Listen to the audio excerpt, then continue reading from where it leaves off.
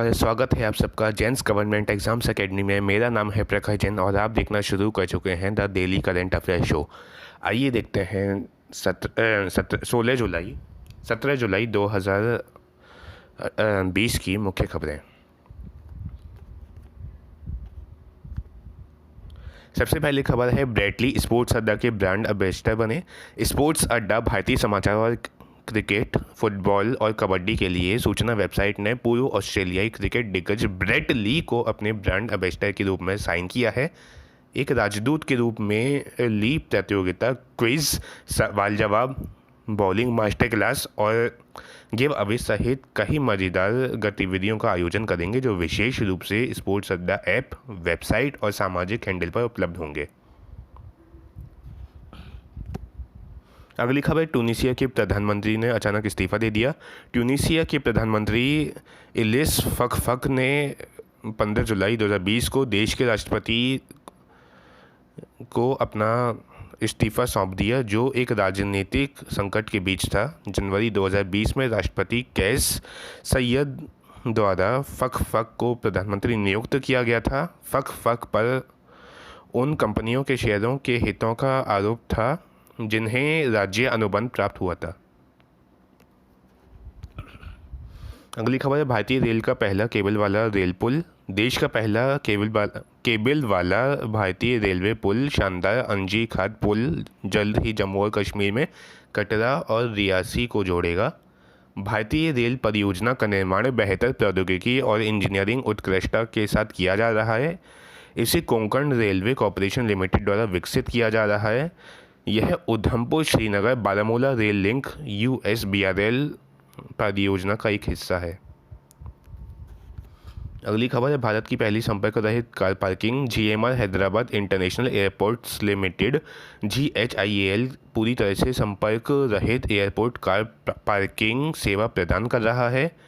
इस विकास के साथ हैदराबाद अंतर्राष्ट्रीय हवाई अड्डा अब यात्रियों और आगंतुकों के लिए देश का पहला और एकमात्र पूरी तरह से संपर्क कम हवाई अड्डा कार पार्किंग अनुभव प्रदान करता है। हवाई अड्डे ने संपर्क रहित टोल लेन देन के साथ सुरक्षा का एक उच्च मानक पेश किया है।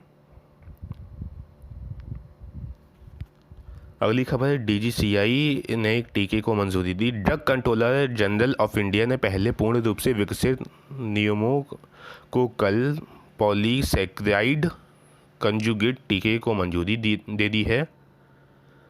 इस टीके का उपयोग शिशुओं में स्ट्रेप्टोकोकस न्यूमोनिया के कारण होने वाले आक्रामक रोग और निमोनिया के खिलाफ सक्रिय टीकाकरण के लिए किया जाता है। निमोनिया के क्षेत्र में ये पहला स्वदेशी रूप से विकसित टीका है। अगली खबर है, सबसे सस्ती कोविड-19 परीक्षण किट लॉन्च की गई। HRD मंत्री यानी कि human resource and development minister Ramesh Pokhriyal Nishank और मानव संसाधन राज्य मंत्री संजय धोत्रे ने सबसे सस्ती कोविड-19 कोरोना परीक्षण किट लॉन्च की है। इसका निर्माण IIT दिल्ली ने किया। कोरोश्योर उन कंपनियों में से एक है जिन्होंने जांच मुक्त RT-PCR आधारित कोविड-19 परीक्षण किट के लिए IIT दिल्ली से गैर अनन्य लाइसेंस प्राप्त किया है। इसका निर्माण न्यू टेक मेडिकल डिवाइसेस द्वारा किया जा रहा है। अगली खबर है, आंध्र प्रदेश ने अध्ययन समिति के गठन को मंजूरी दी। आंध्र प्रदेश मंत्रिमंडल ने राज्य में नए जिलों के निर्माण के लिए एक अध्ययन समिति के गठन की स्वीकृति दी है। पैनल अपने अध्ययन की प्रक्रिया को पूरा करने के लिए 31 मार्च 2021 तक अपनी रिपोर्ट प्रस्तुत करेगा। इस समिति की अध्यक्षता राज्य के मुख्य सचिव करेंगे। जिलों का पुनर्गठन राज्य में संसदीय निर्वाचन क्षेत्रों पर आधारित होगा। अगली खबर है, समिति बनाएगी महाराष्ट्र सरकार। महाराष्ट्र सरकार फेस मास्क और हैंड सैनिटाइजर की कीमतों को ठीक करने के लिए एक समिति बनाएगी ताकि कोई अंतरंजित दर न वसूल की जाए। कोरोना वायरस के प्रसार के कारण मास्क और सैनिटाइजर का उपयोग बढ़ गया है। महाराष्ट्र सरकार केंद्र को आवश्यक वस्तु अधिनियम के दायरे में मास्क और सैनिटाइजर लाने के लिए भी कहेगी। अगली खबर, नाबार्ड ने 44 लाख रुपए की परियोजनाएं शुरू की। अंडमान और निकोबार द्वीप समूह में नाबार्ड ने 44 लाख रुपए की विकास परियोजनाएं शुरू की हैं। ग्रामीण उद्यमिता के माध्यम से आत्मनिर्भर भारत की अवधारणा को मजबूत करने के लिए इन्हें लॉन्च किया गया है। नाबार्ड 385 ग्राम स्तरीय कार्यक्रम आयोजित करेगा और 10 लाख रुपए से अधिक की राशि के साथ नवगठित SHG यानी कि सोशल हेल्प ग्रुप्स के नेताओं को प्रशिक्षण प्रदान करेगा। अगली खबर है नीला सत्यनारायण का निधन। पूर्व IAS अधिकारी और महाराष्ट्र की पहली महिला चुनाव आयुक्त नीला सत्यनारायण का जुलाई 2020 में निधन हो गया। 1972 बैच की IAS अधिकारी को कोविड-19 कोरोना का पता चलने के बाद उन्हें अस्पताल में भर्ती कराया गया था। वह राजस्व विभाग की एक अतिरिक्त मुख्य सचिव थीं और 2009 में सेवानिवृत्ति के बाद उन्हें राज्य चुनाव आयुक्त बनाया गया। श्रीमती नीला 5 जुलाई 2014 को सेवानिवृत्त हुई थीं। अगली खबर है 14 जुलाई को भारत अमेरिका CEO फोरम आयोजित होगा। भारत अमेरिका के CEO फोरम का आयोजन 14 जुलाई 2020 को एक टेलीफोनिक सम्मेलन के माध्यम से किया गया था। यह 5वीं बार है जब भारत और अमेरिका द्वारा दिसंबर 2014 में इसके पुनर्गठन के बाद फोरम को बुलाया गया है। बैठक की अध्यक्षता वाणिज्य और उद्योग मंत्री पीयूष गोयल और अमेरिकी वाणिज्य सचिव विल्बर रॉस ने संयुक्त रूप से की है। अगली खबर है सशस्त्र सेना कार्मिक को अमान्य पेंशन। सरकार ने सशस्त्र बल कार्मिकों को अहलकारी सेवा के लिए 10 वर्ष से कम समय के लिए अमान्य पेंशन की अनुमति देने का निर्णय लिया है। यह पेंशन सशस्त्र बल कार्मिकों को दी जाती है जिन्हें सेना द्वारा neither attributable to nor aggravated ना के कारण सेवा से बाहर कर दिया जाता है। रक्षा मंत्री राजनाथ सिंह ने इस संबंध में एक प्रस्ताव को मंजूरी दी। अगली खबर है digital Indo Italian business mission. केंद्रीय खाद्य प्रसंस्करण उद्योग मंत्री हरसिमरत कौर बादल ने 15 अप्रैल 2020 को खाद्य प्रसंस्करण पर digital Indo Italian business mission के उद्घाटन सत्र को संबोधित किया। 2 दिवसीय कार्यक्रम के तहत डिजिटल सम्मेलन, व्यापार मेला और B2B यानी कि बिजनेस टू बिजनेस बैठकों आयोजित की जा रही हैं। उसने अपने मंत्रालय द्वारा तैयार बुनियादी ढांचे जैसे कि मेगा फूड पार्कों के रूप में पेश किए गए विभिन्न अवसरों पर भी प्रकाश डाला। अगली खबर है श्रीपद नायक ने एक सम्मेलन का उद्घाटन किया। केंद्रीय रक्षा राज्य मंत्री श्रीपद नायक ने 15 जुलाई 2020 को नई दिल्ली में एरोस्पेस और रक्षा विनिर्माण प्रौद्योगिकियों के सम्मेलन के 5वें संस्करण में अपना उद्घाटन भाषण दिया। सम्मेलन का विषय भारत को आत्मनिर्भर भारत मिशन के साथ सशक्त बनाना था। 2008 से 2016 तक रक्षा क्षेत्र 9.7% वार्षिक वृद्धि दर से बढ़ा है। अगली खबर आ रही है टोनी आयरिश ने PCA के मुख्य कार्यकारी पद से इस्तीफा दिया। व्यक्तिगत कारणों से टोनी आयरिश ने पेशेवर cricketers association PCA England and Wales के खिलाड़ियों के मुख्य कार्यकारी अधिकारी के रूप में अपने पद से इस्तीफा दे दिया है। आयरिश जो 17 वर्षों से दक्षिण अफ्रीकी क्रिकेटर्स एसोसिएशन के साथ थे, जनवरी 2020 में PCA में शामिल हो गए थे, लेकिन अब उन्हें घर वापस जाने का फैसला किया है। PCA के वाणिज्यिक निदेशक रॉब लिंच को अंतरिम CEO नियुक्त किया गया। अगली खबर आ रही है मृतक के अंतिम संस्कार के लिए 15,000 रुपये। आंध्र प्रदेश के मुख्यमंत्री YS जगन मोहन रेड्डी ने मृतक कोविड-19 कोरोना रोगी के अंतिम संस्कार के लिए 15,000 रुपये की घोषणा की है। उन्होंने अधिकारियों को यह भी निर्देश दिया है कि क्वारंटाइन केंद्रों में गुणात्मक सेवाएं प्रदान करने के लिए 1 सप्ताह का विशेष अभियान चलाया जाए, जहां शिकायतों के लिए कॉल सेंटर नंबर प्रदर्शित किया जाए। उन अस्पतालों के खिलाफ कड़ी कार्रवाई की जाएगी जो कोविड-19 कोरोना मामलों के लिए इलाज से इनकार करते हैं। अगली खबर IPGA ने सफलतापूर्वक एक वेबिनार की मेज़बानी की। India pulses and grains association ने द नॉलेज सीरीज़ के पहले वेबिनार की सफलतापूर्वक मेजबानी की है।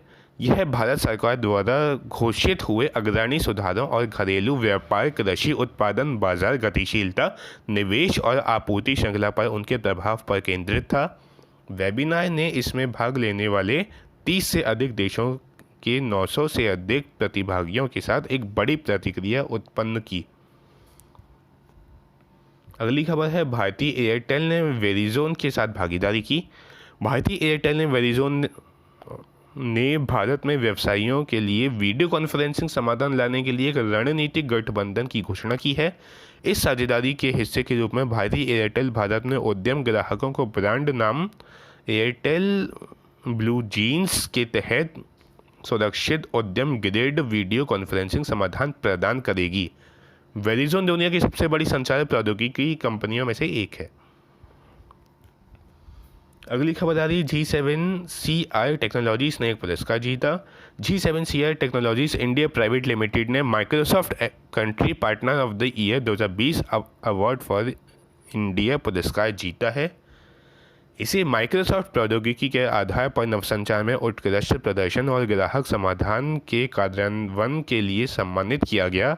इस पुरस्कार को कई श्रेणियों में वर्गीकृत किया गया था, जिसमें सम्मानितों को दुनिया भर के 100 देशों से 3300 से अधिक नामांकित लोगों के एक सेट में से चुना गया था। अगली खबर है, बैंकों को 5000 करोड़ रुपए का पुनर्वित्त देगा नाबार्ड।